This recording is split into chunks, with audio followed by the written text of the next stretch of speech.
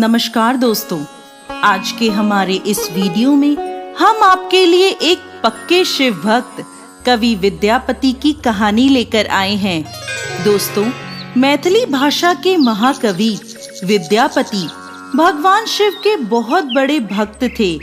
उन्होंने भगवान शिव पर अनेक गीतों की रचना की है और भगवान शिव विद्यापति की इन रचनाओं से प्रसन्न होकर स्वयं एक दिन अपना वेश बदलकर विद्यापति के पास चले आए और अपना नाम उगना बताया और उनसे कहने लगे, मेरा कोई नहीं है, मुझे अपने साथ रख लो, मैं आपकी सेवा कर दिया करूंगा।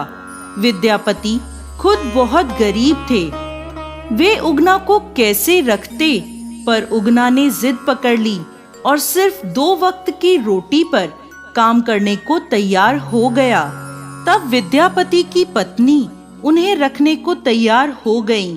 एक दिन विद्यापति राजा के दरबार में जा रहे थे।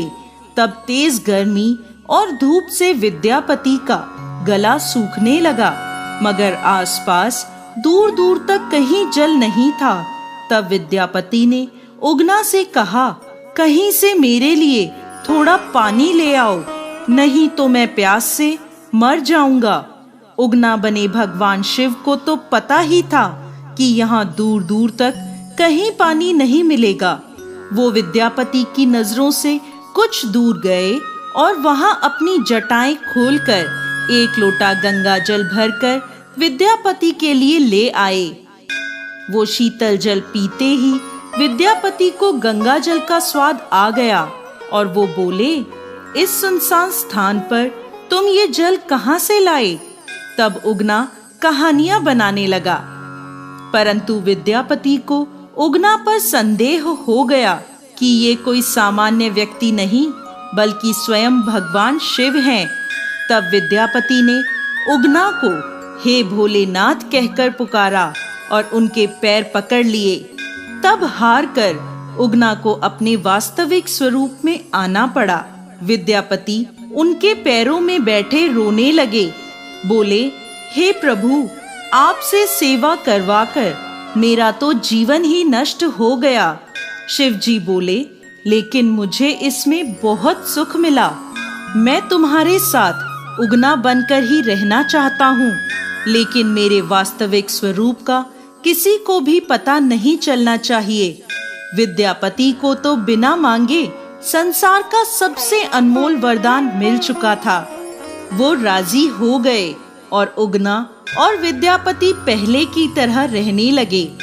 एक दिन विद्यापति की पत्नी सुशीला ने उगना को किसी गलती पर चूल्हे से लकड़ी निकालकर मारना शुरू कर दिया। उसी समय विद्यापति वहां आ गए और अचानक उनके मुंह से निकला, अरे मूर्ख, ये तुम क्या कर रही हो? ये तो साक्षात भगवान शिव हैं, इन्हें मार रही हो, नर्क जाओगी।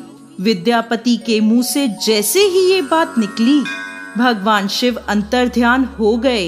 इसके बाद उगना बने भगवान शिव को विद्यापति यहाँ वहां जंगलों में उगना उगना कहते ढूंढने लगे।